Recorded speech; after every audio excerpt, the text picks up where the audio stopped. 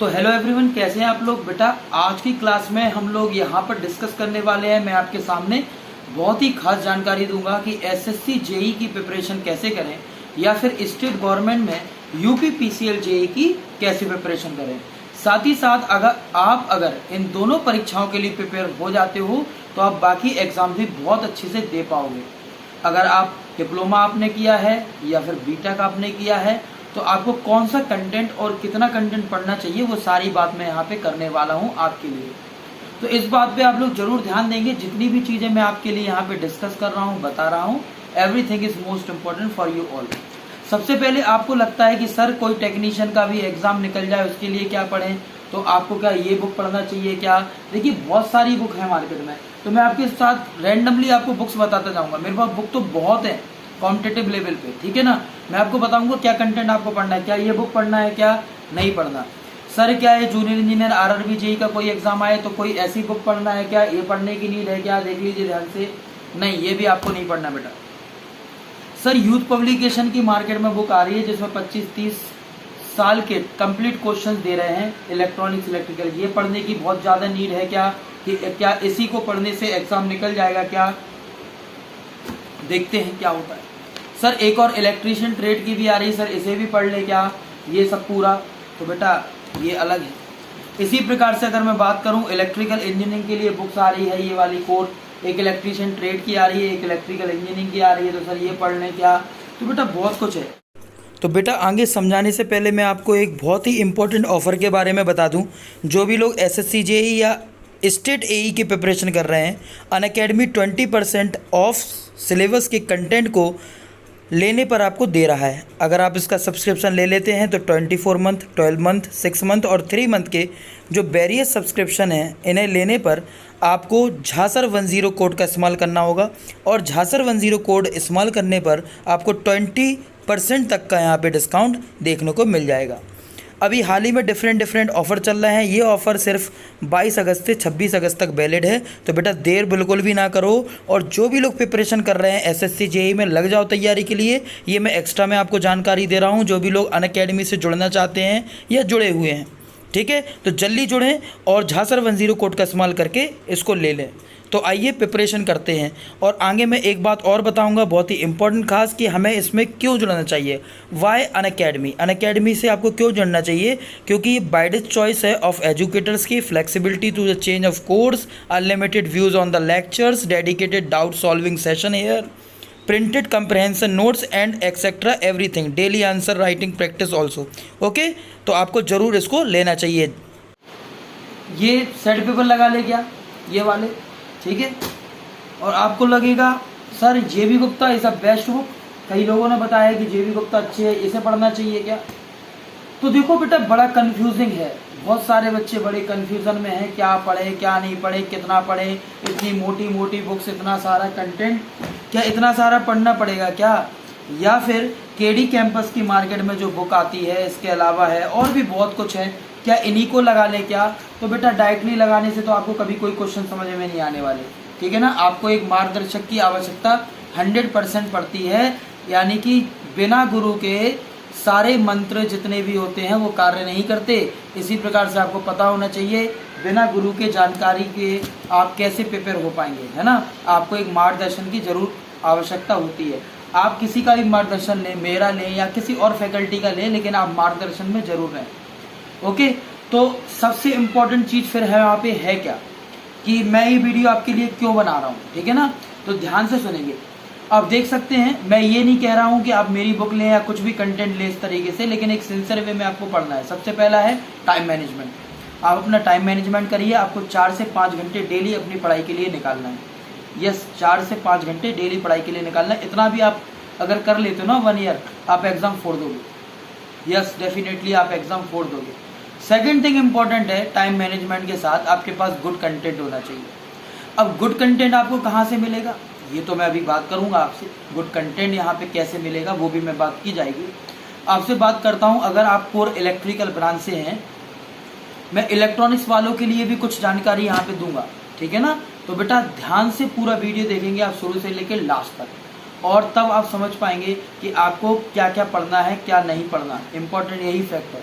Teacher सारी चीज़ें आपको पढ़ाते हैं, सारी चीज़ें आपको पढ़ाई जाती हैं, लेकिन आपको उसमें से एग्ज़ाम्स के लिए क्या क्या चुनना है, क्या क्या सिलेक्ट करना है, ये बहुत इंपॉर्टेंट है। कौन सा आप एग्ज़ाम देने जा रहे हो उस पर भी निर्भर करेगा, उसके अनुसार आपको चीज़ें कवर करना है।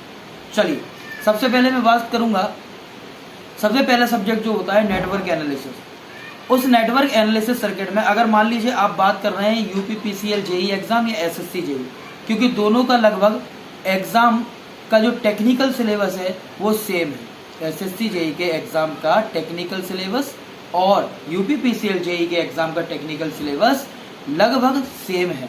तो जब सेम है, क्योंकि कोर एग्ज़ाम यही माने जाते, उत्तर प्रदेश में सबसे मुख्य एग्ज़ाम यूपीपीसीएल और सेंट्रल लेवल पर SSC JE is the best exam, आपको पता है।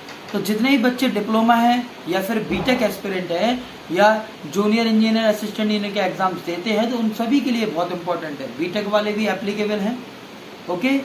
एसएससी जेई के लिए इलेक्ट्रॉनिक्स एप्लीकेबल अभी नहीं है, बट आगे हो सकता है वो भी डिपार्टमेंट में आ जाए। तो आपके लिए बहुत सारी वैकेंसीज़ हैं इलेक्ट्रॉनिक्स वाले स्टूडेंट्स के लिए, वो भी मैं डिस्क्रिप्शन में डाल दूंगा।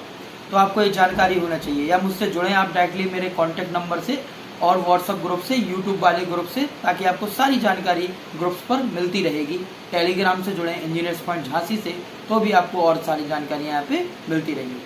तो इम्पोर्टेंट चीज़ क्या है, सबसे पहला सब्जेक्ट से आपका नेटवर्क एनालिसिस है। नेटवर्क एनालिसिस आपको बहुत अच्छा करना है। दूसरे नंबर पे आता है मेजरमेंट एंड ट्रांसड्यूसर। तीसरे नंबर पे आता है आपका इलेक्ट्रिकल मशीन। मैं सबसे पहले इलेक्ट्रिकल की बात कर रहा हूँ यूपीपीसीएल जेई और एसएससी जेई एग्जाम के लिए। इलेक्ट्रिकल मशीन आपको बहुत अच्छा होना चाहिए। इलेक्ट्रिकल मशीन में आपका DC machine, transformer, induction machine and synchronous machine और यूनिवर्सल मोटर्स, ये आपको बेटा डायरेक्टली बहुत अच्छे से आना चाहिए। जब ये सब चीज़ें आप अच्छे से कवर कर लेते हो, तो ये कवर करने के साथ साथ आपका लगभग 50% कवर हो जाता है सिलेबस। यानी कि अगर आप एसएससी जेई दे रहे हो या यूपीपीसीएल, तो ये जो सब्जेक्ट्स मैंने बताया आपको कौन कौन से, नेटवर्क, मेजरमेंट, इलेक्ट्रिकल मशीन, और चौथा सब्जेक्ट है पावर सिस्टम। ठीक है, चौथा सब्जेक्ट है पावर सिस्टम। तो जब पावर सिस्टम भी इंक्लूड हो जाएगा, तो लगभग अबाउट 60% तक का जो कंटेंट है एसएससी जेई यूपीपीसीएल में यहीं से आता है। एसएससी जेई यूपीपीसीएल में 60% यहीं से आपको देखने को मिलेगा, 101%। साथ ही साथ मैं बात करूं पिछले 4 साल से, तो कुछ एक्स्ट्रा सब्जेक्ट्स भी आ रहे हैं, उनकी भी मैं बात करूंगा। तीसरी इंपॉर्टेंट चीज क्या है अब, कि मैंने आपको बताया network, measurement, transducer, electrical machine and the power system, ये आपको कवर करना है। साथ ही साथ आपको कवर करना है कुछ basic questions of power electronics, basic question of signal system, basic question of electromagnetic field theory and basic of analog and digital electronics. तो एनालॉग में बेसिक में आपको एम्पलीफायर, बीजेटी, मॉसफेट, ऑसिलेटर्स, इनकी जानकारी अच्छी होनी चाहिए।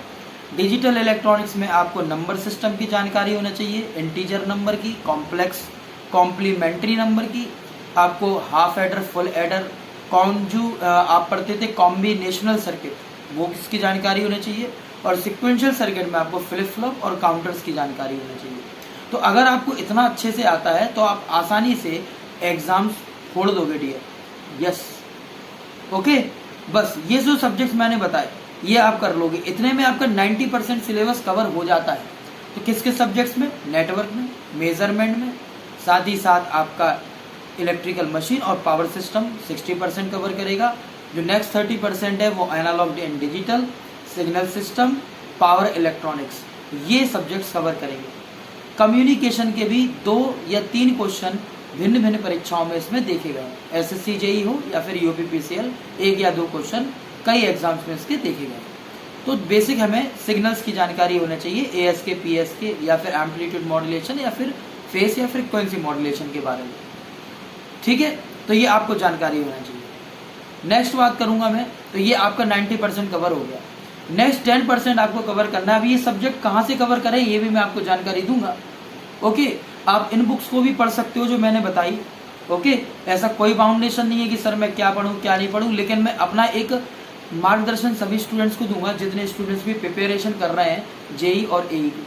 तो उन्हें कौन से कंटेंट को और अच्छे से कवर करना चाहिए, कौन सा सब्जेक्ट्स को एक्स्ट्रा और अच्छे से पढ़ना चाहिए, ये सारी चीज़ें बहुत इंपॉर्टेंट है, ये फैक्टर्स बहुत इंपॉर्टेंट है। 10% में आपको पीएलसी एंड स्काडा को पूरे अच्छे से पढ़ना है, यानी कि programmable logic control controller. Okay, programmable logic controller. और स्काडा होता है supervisory control and data acquisition system. आपको इसको भी बहुत अच्छे से कवर करना है डियर स्टूडेंट। तो आप अगर इतना अच्छे से कवर कर लेते हो तो आपका टेक्निकल पूरा पार्ट कवर हो जाएगा। साथ ही साथ कुछ परीक्षाएं जैसे यूपीपीसीएल, यूपी आरबीएनएल जैसी परीक्षाओं में अभी लगभग 3 साल से मैटलैब के भी वेरियस क्वेश्चन बन रहे हैं 8 से 10। तो मैटलैब का मतलब मैं आपको बता दूं, ये एक मैट्रिक्स लेबोरेटरी प्रोग्राम होता है जिसमें हम लोग रजिस्टर्स, किसी सर्किट को या किसी भी कंप्लीट एनालिसिस की एक प्रोग्रामिंग लिखते हैं और उस प्रोग्रामिंग के इंस्ट्रक्शन से परीक्षाओं में क्वेश्चंस बनते हैं। वो इंस्ट्रक्शन कहाँ कहाँ यूज़ किए जाते हैं ये क्वेश्चन पूछा जाता है, थियोरेटिकल एनालिसिस पूछा जाता है। ठीक है, तो बेटा ये आपको पता होना चाहिए। नहीं पता तो आप गूगल पे आसानी से सर्च कर सकते हो, क्योंकि मार्केट में भी इसकी कोई वैसी खास बुक नहीं है, लेकिन फिर भी आप अगर सर्च करोगे तो मिलने को तो मिल जाएगी आपको। लेकिन जो कंटेंट पेपर में आ रहा है उसके अनुसार आप अगर बेसिक्स भी कवर कर लेते हो मैटलैब का तो वो क्वेश्चन हो जाते हैं, टफ क्वेश्चन नहीं है। ओके, और कुछ क्वेश्चन इंडस्ट्रियल मैनेजमेंट से 2 या 3 क्वेश्चन एवरी ईयर रख दिए जा रहे हैं, तो ये भी आपको पता होना चाहिए। तो ये सब तो कंटेंट एक्स्ट्रा हो गया। अगर आप कोर 90% भी अच्छे से कवर कर लेते हो तो आप अगर 80% भी मार्क्स लाते हो तो आसानी से आपका सिलेक्शन हो जाएगा। ओवरऑल जो कट ऑफ जाता है एसएससी जेई या यूपीपीसीएल का 140-150 के बीच ही रहेगा, इससे ज़्यादा नहीं बढ़ता। ओके, जो बच्चे इतने तक मार्क्स ले आते हैं उनका सिलेक्शन हो जाता है। दैट मीन्स आपको 75% तो चाहिए, और इस 75% के लिए भी आपको जान लगा देनी पड़ेगी, बहुत मेहनत करनी पड़ेगी, है ना। इतना आसान नहीं होता। तो आपको ये जानकारी मिल गई होगी। तो जिनके मन में था कि सर हम इसको पूरा पढ़ें, इसको पूरा पढ़ लें, अगर आप इसको पढ़ना चाहते हो तो 25 साल 24 साल के पेपर है, मार्केट में वॉल्यूम 1 वॉल्यूम 2 आ रही है, उसको पढ़ सकते हो। लेकिन उसको आप पहले सारे सब्जेक्ट्स को अच्छा करिएगा। अगर आप स्टार्टिंग से कर रहे हो, आप अपनी पढ़ाई को 1 से 1.5 साल का समय दीजिए। डेली 5 से 6 घंटे आपको स्टडी के लिए देना है। इतना तो देना है, मिनिमम 4 घंटे, मैक्सिमम 6 घंटे तक, मैक्सिमम चाहे इतना दे सकते हो, लेकिन फिर भी 6 घंटे आप रखिएगा। तो 4 से 6 रखिएगा, इतना आपको पढ़ना है ना। तो इतने में तो आप बहुत सारा पढ़ सकते हो। पूरा थ्योरी नोट्स कंटेंट है आपको किसी कोचिंग का तो वो कवर करिएगा, नहीं है तो उसको लीजिएगा। इसके अलावा उनका कुछ सेपरेट क्वेश्चन प्रैक्टिसिंग है तो उसको भी ले सकते हो। ये डिपेंड करता है, मैं अपना भी आपको बता दूंगा, आप समझ पा रहे होंगे मैं क्या कहना चाह रहा हूँ, लेकिन वो आप पे निर्भर करता है। ठीक है ना। तो यहाँ पर ये यूथ पब्लिकेशन भी आप लगा सकते हो, इसके साथ ही साथ ये भी आप लगा सकते हो, यूथ का ही एक वर्जन है। और एक और इलेक्ट्रॉनिक्स वाली भी यूथ लगा सकते हैं। इलेक्ट्रिकल वाले जितने भी बच्चे हैं उन्हें कोशिश करना है इलेक्ट्रॉनिक्स वाला कंटेंट भी पढ़ना है, क्योंकि पेपर में कभी कभी क्वेश्चंस इलेक्ट्रॉनिक्स के काफ़ी आ रहे हैं, कम्युनिकेशन से आ जा रहे हैं, ओके, सिग्नल सिस्टम से काफ़ी आ जा रहे हैं। तो ये सारी चीज़ें पता होना चाहिए। सर ये कुछ एक्स्ट्रा क्वेश्चन प्रैक्टिस कर सकते हैं आरआरबी के पेपर को भी, ठीक है। ये तो बहुत कुछ है। इसी प्रकार से ये है मेंटेनर और डीएमआरसी के लेवल का, तो बहुत सारा कंटेंट है, इतना कुछ आपको नहीं पढ़ना है ना। जेबी गुप्ता सर पढ़ना है क्या ये वाला, देखिए मैं बार बार इसको इसीलिए बता रहा हूँ ताकि आपको पता चल पाए कितनी सारी बुक्स रहती हैं। ये तो मिनिमम बुक्स मैं आपको बता रहा हूँ, मेरे पास तो बहुत बुक्स हैं, ओके ना, मेरे पास बहुत बुक्स हैं और बहुत सारे स्टूडेंट्स का सिलेक्शन हो चुका है अभी तक। जेबी गुप्ता पब्लिकेशंस भी आप ले सकते हो, ये मार्केट में बहुत है। अब आप क्या करें, इसे ध्यान से सुनिएगा। देखिए आप देख पा रहे होंगे साइड में मेरे बुक्स हैं, ठीक है ना। वॉल्यूम 1 वॉल्यूम 2 मैंने बुक निकाली है। मैंने ओवरव्यू सर्वे लेकर जितने भी अभी तक पेपर हुए हैं, यूपीपीसीएल हो या आरबीएनएल हो या फिर एसएससी जेई हो या आरआरबी जेई हो या स्टेट का कोई भी एग्ज़ाम हो, सेल हो, गेल हो, एनटीपीसी हो, आईओसीएल हो या एचपीसीएल हो या बेल हो या भेल हो या एनपीसीआईएल, पीजीसीआईएल हो या डीएफसीसीआईएल हो या कोई भी पेपर हो, उन सब का ज़्यादातर एनालिसिस मैंने किया है। और उन एनालिसिस के बेस पर मैंने ऑब्जेक्टिव प्रैक्टिस की एक बुक निकाली है आपके लिए, ओके। उसमें नंबर ऑफ की पॉइंट्स भी हैं, बहुत सारे, बहुत अच्छे पॉइंट्स मैंने दिए हैं। आप उनको पढ़ेंगे आपको मज़ा आएगा। वेरी इंपॉर्टेंट की पॉइंट्स, ओके। ये आपको बहुत अच्छी जानकारी होनी चाहिए। मैंने बहुत अच्छे से आपको उसको कवर करके दिया है, की पॉइंट्स दिए हैं। तो की पॉइंट्स मैंने सबसे पहले रखे हुए हैं, फिर इंपॉर्टेंट फार्मूला रखे हुए हैं, तीसरे नंबर पे मैंने एमसीक्यूज रखे हैं और चौथे नंबर पे मैंने उनका हैंड रिटन सॉल्यूशन भी दिया है। तो जब आप पूरी थ्योरी अच्छे से कवर कर लेते हो, जहाँ भी आप पढ़ते हो या नहीं पढ़ते हो, तो नोट कंटेंट्स अगर आपके पास है उसको आप अच्छे से पढ़िएगा। जो कोई कोचिंग नहीं जाता है वो बुक्स से अच्छे से पढ़ सकता है, जिसको भी जिस तरीके से पढ़ना है आप कवर करिएगा। और प्रैक्टिस के लिए आप मेरी बुक ले सकते हो और साथ ही साथ प्रिपरेशन बहुत अच्छे से कर सकते हो, ठीक है ना। तो ये जानकारी आपको बहुत अच्छे से होना चाहिए थी जो मैं यहाँ पे आपको दे रहा था, ठीक है। ये जो दो बुक दिख रही है आपको, ये रामबाण है, जो कि मैंने इसमें बहुत सारा कंटेंट आप लोगों के लिए यहाँ पे प्रोवाइड कराया हुआ है। और इस प्रोवाइडेड कंटेंट में आपको चुनिंदा चीज़ें पढ़ना है, जैसे हर सब्जेक्ट मैंने एनालिटिकल, ऑप्टिकल, बायोमेडिकल, इंस्ट्रूमेंटेशन जैसे टॉपिक्स भी रखे हुए हैं। जो बच्चे ज़्यादातर नहीं पढ़ते उन्हें उसका कंटेंट नहीं मिल पाता, लेकिन कुछ परीक्षाएं हैं जिसमें इसके क्वेश्चंस आ रहे हैं, तो आपको वो सब्जेक्ट्स भी पढ़ना है। तो टोटल सब्जेक्ट्स आपको कौन कौन से कवर करना है, ये तो हो गया इलेक्ट्रिकल की बात। अगर आप इलेक्ट्रॉनिक्स से हो तो आपको बेटा माइक्रोवेव इंजीनियरिंग को भी थोड़ा सा पढ़ना है, कम्युनिकेशन अच्छे से पढ़ना है, माइक्रो प्रोसेसर, ट्रांसड्यूसर ये भी पढ़ना। तो अगर एक इलेक्ट्रिकल वाला स्टूडेंट अगर बाकी के टेक्निकल एग्जाम्स भी दे रहा है, स्टेट या सेंट्रल या PSUs के JEE के एग्जाम्स भी दे रहा है, तो उसे सब्जेक्ट कौन से कवर करना है मैं बता देता हूँ। सबसे पहले नेटवर्क एनालिसिस, फिर उसे पढ़ना है, आप देख सकते हैं मेरे बगल में नेटवर्क एनालिसिस है। उसके बाद उसे पढ़ना है measurement, transducer, analog electronics, digital electronics, microprocessor, control system, signal system, power electronics, है ना, communication, analytical, optical, biomedical, instrumentation, EMF। ये वेरियस टाइप के सब्जेक्ट्स हैं जो आपको बेटा पूरे कवर करना है, ठीक है ना। तो ये जितने भी सब्जेक्ट्स मैं यहाँ पे आपको शो करा रहा हूँ, दिखा रहा हूँ, इन सब्जेक्ट्स को ध्यान से देख लीजिए और ये सारे सब्जेक्ट्स आप प्रिपेयर अच्छे से कर लेते हो, आसानी से एग्जाम क्रैक कर पाओगे। आई होप आपको आज का वीडियो बहुत अच्छे से लगा होगा। और ये रही आपकी SSC JEE के प्रिपरेशन की स्ट्रेटजी कि आपको डेली 4 से 6 घंटे अच्छे से पढ़ना है। ये बुक से ऑब्जेक्टिव बहुत अच्छे से प्रैक्टिस करना है। अनअकैडमी से भी आप चाहें तो यहाँ से भी क्वेश्चंस प्रैक्टिस कर सकते हो मुझसे जुड़कर। मैं क्विज वगैरह यहाँ पे आपको लगवाता हूँ और उसको भी आप देख सकते हो, ठीक है। आई होप आपको मज़ा आ रहा होगा, अच्छे समझ में आया होगा जितनी भी चीज़ें मैंने यहाँ पे आपको बताई।